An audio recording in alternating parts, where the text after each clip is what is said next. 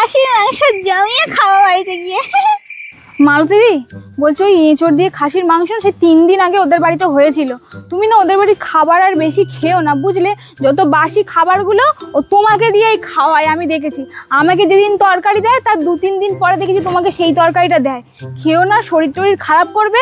শেষে ওই 2টো খাওয়ার জন্য হাসপাতালে ভর্তি হতে হবে তোমাকে। যে ওরে হিংসা দেখে তাদের বাড়ি থেকে তরকারি দেয়, তোমার লোকের নামে নিন্দা করতে একটু মুখে বাচ্চা না? যে থালায় খাবে সে থালায় ফুটে করো দাঁড়া, ওদের বাড়ি গিয়ে তোমার নামে নালিশ করে উল্টো পাল্টা বল। ও মা বলছে 2 দিনের বাসি লুচি পড়ে আছে, সেই কলেজ থেকে লাড্ডু দিয়েছে, এগুলো খাইয়ে দাও না, বেকার নষ্ট করবে কেন খাবার? হ্যাঁ তুই চিন্তা করিস না তো, কোনো খাবার কি ফেলা যাবে নাকি? সবই মাল থেকে দিয়ে খাইয়ে দেবো।